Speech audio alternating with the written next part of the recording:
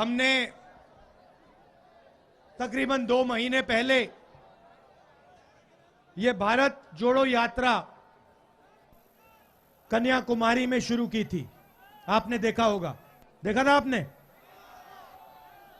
कन्याकुमारी से चालू हुई और अब तकरीबन 2000 किलोमीटर हमारे यात्री और लाखों लोग हमारे साथ चले हैं। जब यात्रा शुरू हुई, मैं आपको मजेदार बात बताता हूं, जब यात्रा शुरू हुई हम केरला से निकले और केरला में बहुत बड़ा रिसेप्शन था। और जब मैं केरला से निकल रहा था, मैंने सोचा कि भाई अब केरला को कोई हरा नहीं सकता। मतलब लाखों लोग निकल गए। और फिर मैं महाराष्ट्र पहुंचा और महाराष्ट्र केरला से आगे निकल गया। अभी ताली मत बजाओ, अभी मत बजाओ, ताली बजाने का टाइम आएगा, ताली बजाने का टाइम आएगा। और फिर हमने महाराष्ट्र में कितने 15 दिन चले थे हम, महाराष्ट्र में 15 दिन चले। और मैं आपको बता नहीं सकता, भारत जोड़ो यात्रा को महाराष्ट्र के लोगों ने, किसानों ने, मजदूरों ने, छोटे व्यापारियों ने, युवाओं ने, माताएं बहनों ने कितनी शक्ति दी। और मैंने कहा अब महाराष्ट्र को कोई नहीं हरा सकता। और फिर मैं मध्य प्रदेश में आया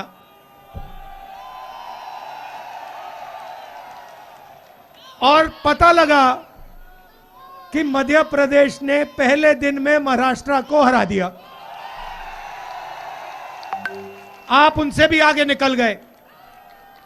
तो जिन्होंने आज भारत जोड़ो यात्रा को अपनी शक्ति दी, अपना प्यार दिया, उनको मैं दिल से धन्यवाद करना चाहता हूं। और जिन्होंने आज इस यात्रा को ऑर्गेनाइज किया,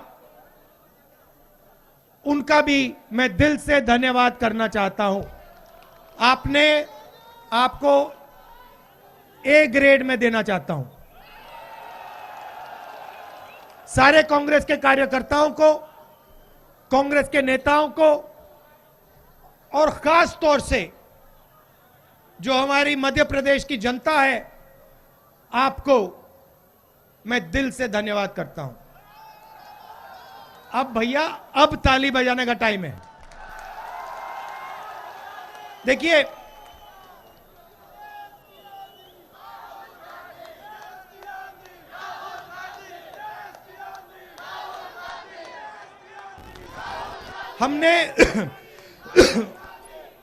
हमें लगा हिंदुस्तान में, हमें लगा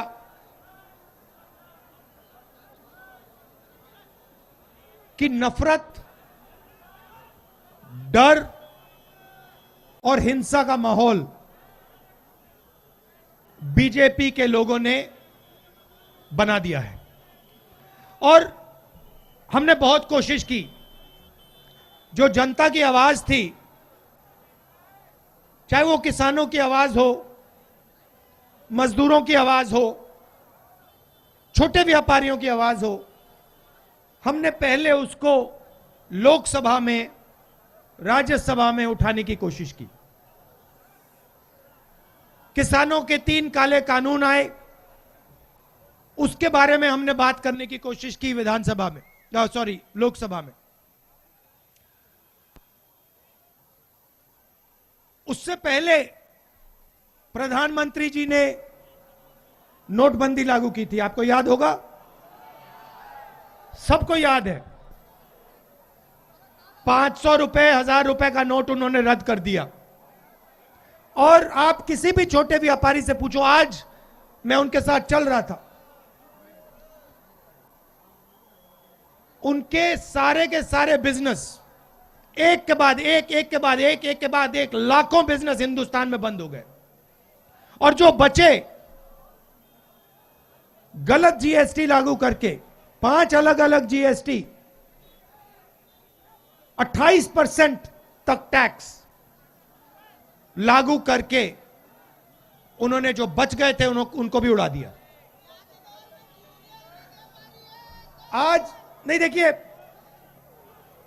पार्लियामेंट में हमने बात उठाने की कोशिश की और जब भी हम पार्लियामेंट में बात उठाते थे, जैसे ही हमने बात उठाई, मैं आपको दिखाता हूं क्या होता था, ऐसे माइक ऑफ हो जाता था।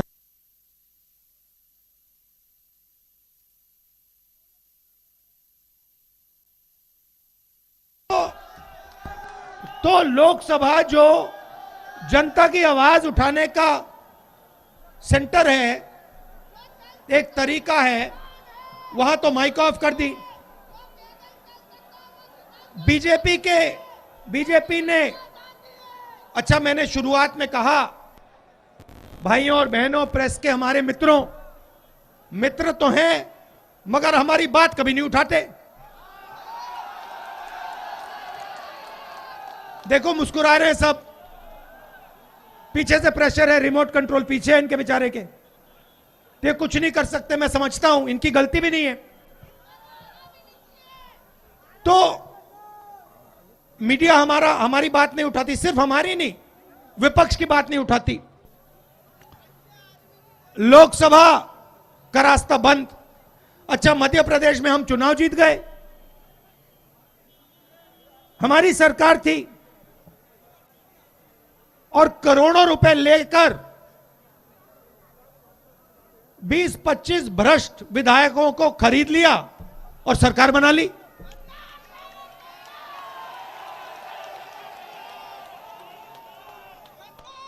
मेरा कहना है, हमने भारत जोड़ो यात्रा क्यों शुरू की? क्योंकि सब लोकतांत्रिक रास्ते बंद थे। लोकसभा बंद, चुनाव का रास्ता बंद, मध्य प्रदेश में हम चुनाव जीत के आए, प्रेस का रास्ता बंद, बाकी जो संस्थाएं, इंस्टीट्यूशंस हैं, उनको सबको आरएसएस, बीजेपी ने पकड़ रखा है, अपने लोग भर रखे हैं, जुडिशरी पे दबाव डाल रखा है, कोर्ट्स पे दबाव डाल रखा है। तो हमने सोचा एक ही रास्ता है और कोई रास्ता बचा नहीं है, सड़क पे उतरो, जनता से गले लगो, किसानों की बात सुनो, मजदूरों की बात सुनो, छोटे व्यापारियों की बात सुनो और उनसे सीधा जाके जुड़ जाओ।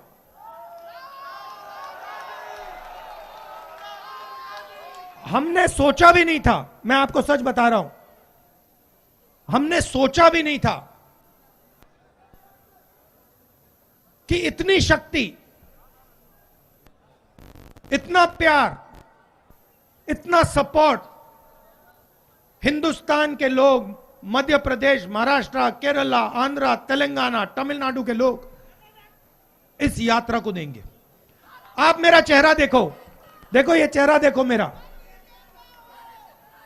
ये आपको अभी कमलनाथ जी ने मुझसे पूछा, निकले मेरे साइड से, मुझसे पूछते हैं, राहुल तुम थके नहीं हो? भाइयों और बहनों, मेरा चेहरा थका हुआ दिख रहा है? मैं 2000 किलोमीटर चला हूं, 2000, कोई थकान नहीं, एक सेकंड की थकान नहीं। सुबह उठता हूं, मैं आपको बता रहा हूं, सुबह उठता हूं, चलना शुरू करता हूं और जितनी आसानी से मैं 6 बजे सुबह चलता हूं,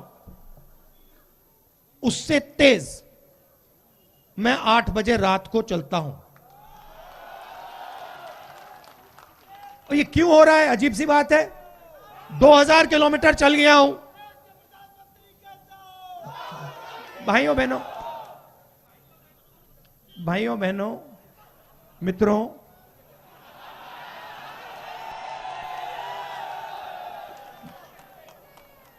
अच्छा, यात्रा में दूसरी बात होती है, यात्रा में हम 8 घंटे चलते हैं, 8 घंटे चलते हैं और आपकी बात सुनते हैं, ज्यादा नहीं बोलते। मैं ज्यादा टाइम चुप रहता हूं, जो मेरे साथ चल रहे हैं उनसे आप पूछ लो। आज मेरे साथ किसान चले हैं, युवा चले हैं, माताएं बहनें चली हैं, व्यापारी चले हैं, पंडित चले हैं। मैं बोलता नहीं हूं, मैं सुनता हूं। दो तीन सवाल पूछता हूं। कैसे हो, परिवार कैसा है, क्या कर रहे हो, क्या मुश्किल है, किन चीजों को बदला जा सकता है, यह सवाल पूछता हूं और सुनता हूं। 8 घंटे सुनता हूं और घड़ी देख लेना आप, 15 मिनट 20 मिनट में बात करता हूं। मतलब 8 घंटे सुनता हूं, 15-20 मिनट बोलता हूं। मतलब 8 घंटे आपकी मन की बात चलती है, 15 मिनट मेरी मन की बात चलती है। इसीलिए मैं भाइयों बहनों को कह रहा था 15 मिनट मेरे हैं, 15 मिनट तो बोलने दो। तो ये यात्रा हमने नफरत, हिंसा, डर के खिलाफ शुरू की। देखिए, हिंदुस्तान नफरत का देश नहीं है, हिंसा का देश नहीं है। सच बताऊं तो हिंसा और नफरत जैसी कोई चीज ही नहीं होती। डर होता है। जिसके दिल में डर होता है वो हिंसा करता है, वो नफरत फैलाता है। जिसके दिल में डर नहीं होता है वो हिंसा और नफरत नहीं फैला सकता, उसके दिल में होती नहीं है। मेरा कहना है जो हिंसा होती है वो डर का एक रूप होता है, जो नफरत होती है वो डर का एक रूप होता है। और जो बीजेपी की सरकारें होती हैं वो जानबूझकर डर फैलाती हैं। आप पूछोगे किसके दिल में डर, मैं बताता हूं। आप किसी भी किसान से बात करो और उससे पूछो, भाई बताओ तुम्हें कांग्रेस सरकार के समय डर लगता है या बीजेपी की सरकार के समय डर लगता है? सब के सब आपको कहेंगे डर हमें बीजेपी की सरकार के टाइम लगता है। फिर पूछो क्यों, और कहेंगे देखिए बीजेपी की जो सरकार होती है वो किसान की मदद और किसान की रक्षा नहीं करती है। खेती आसान काम नहीं होता है। किसी ने मुझे कहा ओ आप 2000 किलोमीटर चल लिए, यह कोई मुश्किल काम नहीं है। हिंदुस्तान का किसान 2000 नहीं, अपनी जिंदगी में 30-40 हजार किलोमीटर चलता है, आगे पीछे खेत में, सही बात नहीं, इन्हीं सड़कों पे चलता है। तो असली काम वो करता है। अब उसको क्या जरूरत होती है? उसको फर्टिलाइजर, बीज, बीमा, इन चीजों की जरूरत होती है। उसको सही बीज नहीं मिलता, फर्टिलाइजर के दाम दुगने हो जाते हैं, 4 गुना। पोटाश का क्या दाम है? 2200, पहले क्या होता था? 400। तो सबसे पहले ये किसान के दिल में डर भर देते हैं। 24 घंटा काम करता है, 4 बजे सुबह उठता है, आधी रोटी खाता है,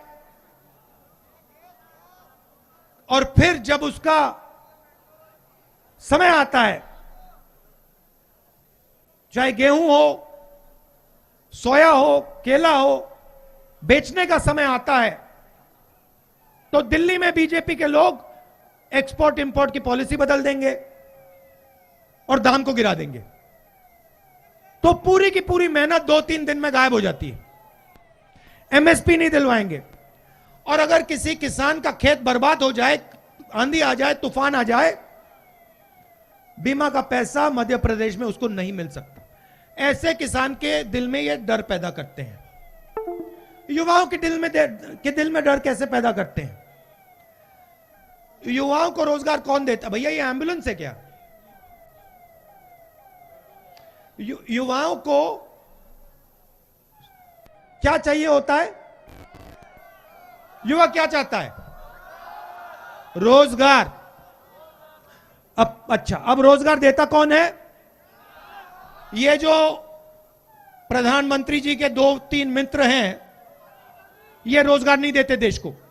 ये ज्यादा से ज्यादा 50,000, 1 लाख, 2 लाख लोगों को रोजगार दे सकते हैं। अगर पूरा मिला दो, रोजगार कौन देता है? रोजगार छोटा व्यापारी देता है। सही सिर हिला रहे हो? सही। रोजगार स्मॉल और मीडियम बिजनेस जो चलाता है, जो हिंदुस्तान में लाखों हैं, कोई 300 लोगों को रोजगार देता है, कोई 500 को, कोई 2000 को, कोई 10,000 को। छोटे छोटे मिडिल साइज बिजनेस, जैसे यहां पे दुकानें हैं, इन दुकानों में लोगों को रोजगार मिलता है। ऐसी लाखों करोड़ों दुकानें हैं हिंदुस्तान में, ये रोजगार देते हैं। रोजगार पब्लिक सेक्टर से मिलता है। BHEL जैसी कंपनी, हिंदुस्तान रेलवेज, सेना, CRPF, BSF और प्राइवेट सेक्टर में जो छोटी और मिडिल साइज कंपनी है उधर। अब इन्होंने क्या किया? युवाओं को डराने के लिए सबसे पहले इन्होंने नोटबंदी, GST लागू की और जो रोजगार देने की रीढ़ की हड्डी उसको उड़ा दिया। तो आज हिंदुस्तान में युवाओं को रोजगार नहीं मिल सकता, खत्म। मध्य प्रदेश में आप कुछ भी कर लो, यहां पे युवाओं को रोजगार नहीं मिल सकता, क्योंकि रीढ़ की हड्डी तोड़ दी। जैसे ये खड़े हैं, अगर हमने इनकी रीढ़ की हड्डी तोड़ दी, ये खड़े नहीं हो पाएंगे, खत्म कहानी। जो करना है कर लो। वो हिंदुस्तान का स्मॉल और मीडियम सेक्टर है, उसके साथ नरेंद्र मोदी जी ने वो किया है। ये पॉलिसियां नहीं थी भाइयों बहनों, ये हथियार हैं। नोटबंदी, GST पॉलिसी नहीं है, हथियार है। छोटे व्यापारियों को, किसानों को, मजदूरों को, स्मॉल और मीडियम बिजनेसेस को मारने के हथियार हैं। और इन हथियारों को चला दिया और रीढ़ की हड्डी तोड़ दी। अब दूसरा रास्ता, public sector, railways, BHEL, army, ये दूसरा रास्ता है युवाओं के लिए, हैगा। प्राइवेट, पब्लिक सेक्टर को प्राइवेट कर दिया, रेलवेज को बेच रहे हैं, BHEL को बेचने की तैयारी हो रही है, पेट्रोल कंपनीज बेच रहे हैं। जो भी आपकी पूंजी थी, अभी आएंगे, पब्लिक सेक्टर का रास्ता बंद कर दिया। और जो आखिरी रास्ता था, जो भैया ये हमारा झंडा, ये इसको आगे लाओ, तिरंगे के यहां लाओ, मैं दिखाना चाहता हूं।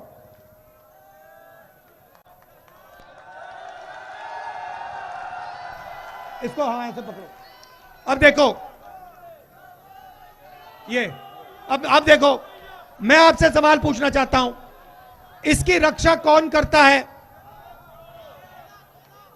इसकी रक्षा हिंदुस्तान की सेना करती है, सही? एयरफोर्स करती है, नेवी करती है। अब मुझे आप बताइए, इन सड़कों पे हजारों युवाओं ने मुझे कहा है कि हमने इस झंडे की रक्षा करने के लिए ट्रेनिंग की है। 4 बजे सुबह हम उठते हैं और दौड़ते हैं, वेट लिफ्टिंग करते हैं। पहले क्या होता था, जो इसकी रक्षा करता था उसे सेना कितने साल की नौकरी देती थी? जिंदगी भर। मतलब अगर इस झंडे की रक्षा आपने की तो हिंदुस्तान की सरकार जिंदगी भर आपकी रक्षा करेगी। ये पैक्ट था, ये रिश्ता था। रिश्ता क्या था? अगर एक युवा इस झंडे की रक्षा करना चाहता था तो हिंदुस्तान की सरकार उससे हाथ मिला के कहती थी, आपने अपनी जिंदगी इस झंडे को दी, आपकी जिंदगी भर की रक्षा हिंदुस्तान की सरकार आपकी करेगी। यह रिश्ता था। अब यह रिश्ता, यह पवित्र रिश्ता, इस रिश्ते को नरेंद्र मोदी जी ने तोड़ दिया है। कैसे तोड़ा?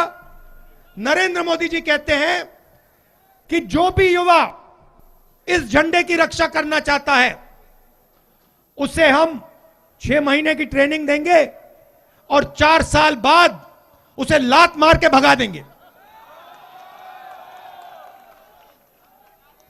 उसे बेरोजगार कर देंगे और उससे कहेंगे कि बेटा तुमने अपनी जिंदगी इस झंडे को देने की चाहिए थी। 6 महीने की हम तुम्हें ट्रेनिंग देंगे, 4 साल तुमसे काम देंगे और फिर जिंदगी भर तुम्हें बेरोजगार बना देंगे। यह नया रिश्ता है भाइयों बहनों, मैं नहीं कह रहा हूं, गलतफहमी में मत रहो। कन्याकुमारी से मध्य प्रदेश तक हजारों युवाओं ने मुझे यह बात बोली है, एक ने नहीं, हजारों युवा ने मुझे कहा है कि हम सेना के लिए अपनी जान देने के लिए तैयार थे, हमसे यह रास्ता क्यों छीना गया है। बिल्कुल गलत काम है।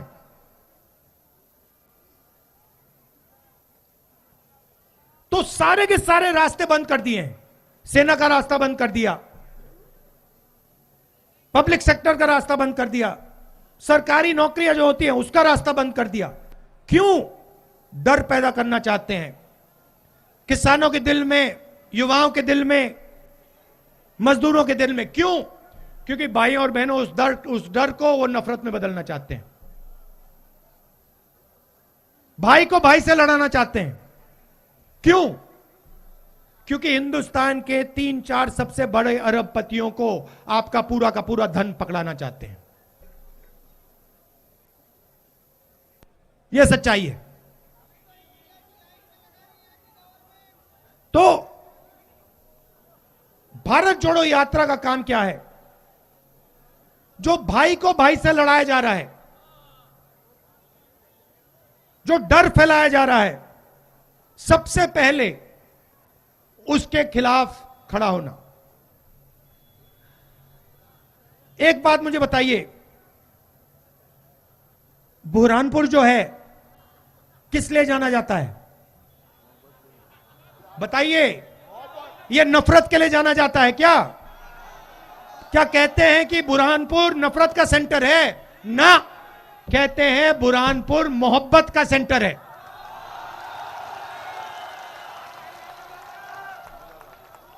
ये हम आपको नहीं कह रहे हैं, ये आप हमें कह रहे हो। ये आपने हिंदुस्तान को सालों से कहा है, हजारों सालों से कहा है। आप इस बात को बहुत अच्छी तरह समझते हो, आपसे शायद बेहतर इस बात को कोई नहीं समझ सकता। और ये जो आपका मैसेज है, मोहब्बत का मैसेज, ये हम यहां इधर से श्रीनगर तक ले जाएंगे। तो यात्रा के दो और लक्ष्य। एक, जो देश में भयंकर बेरोजगारी है, जो पब्लिक सेक्टर को बेचा जा रहा है, प्राइवेटाइज किया जा रहा है, जो सरकारी जो पोजीशंस हैं जो फुल करी नहीं जाती, भरी नहीं जाती, तो बेरोजगारी के खिलाफ यह यात्रा चल रही है। और आखिरी बात, बहन आप एक बात मुझे बताइए, यूपीए के समय गैस सिलेंडर का दाम क्या होता था? ये देखो 400। अच्छा, अब मैंने एनडीए के बारे में पूछ लिया तो आप 2 हाथों से भी नहीं दिखा पाओगे। देखो एनडीए के, बीजेपी के समय सिलेंडर का दाम कितना है? ये देखो, यूं करना, देखो यूं करना पड़ेगा, ये और फिर ये, मतलब 3 बार। यूपीए का टाइम खट। और नरेंद्र मोदी जी आते थे, कहते थे 400 रुपए का गैस सिलेंडर हो गया है। आज नहीं कहते कि 1100 रुपए का हो गया। आपको दूसरा सवाल पूछना चाहिए, आपको, ठहर जाओ भैया, आपको यह पूछना चाहिए कि जो 400 रुपए और 1100 रुपए में फर्क है, यह आपकी जेब में से निकल रहा है, तो ये जा कहां रहा है? देखिए, पैसा गायब नहीं होता। ऐसे पैसा, आपने कभी पैसा को गायब होते हुए देखा है? कि आपने पैसे को यूं किया और गिराया, वो गायब हो गया? पैसा आपकी जेब में से निकल के कहीं तो जाता है ना। तो आपको यह सवाल पूछना चाहिए, ये गैस सिलेंडर का 400 रुपए 1100 रुपए के बीच में फर्क है, ये जा कहां रहा है? और दूसरा सबसे बड़ा सवाल, फिर से यूपीए के समय पेट्रोल का दाम क्या होता था? 60 रुपए। बीजेपी के समय 107 रुपए। ये जो है 60 रुपए और 107 रुपए के बीच में जो फर्क है, ये सवाल आप पूछो बीजेपी के लोगों से, ये किसकी जेब में जा रहा है? ये पैसा भाइयों और बहनों आप जानते हो किधर जा रहा है, किस काम के लिए इसका प्रयोग किया जा रहा है, ये सब आप जानते हो। तो ये जो 3 मुद्दे हैं, इसके लिए हमने भारत जोड़ो यात्रा शुरू की। बेरोजगारी, महंगाई और नफरत, डर और हिंसा। आपने आज मध्य प्रदेश के पहले दिन आपने इतना प्यार दिया, इस यात्रा की इतनी मदद की और इतने लोग चले, मैं आपको स्टेज से पूरा धन्यवाद ही नहीं कर सकता। तो मैं दिल से आपको कहना चाहता हूं, बहुत बहुत धन्यवाद, बहुत बहुत धन्यवाद। और आपने जो मोहब्बत दी मुझे, जो प्यार दिया, जो इज्जत दी, इसको मैं जिंदगी भर नहीं भूलूंगा। नमस्कार, जय हिंद।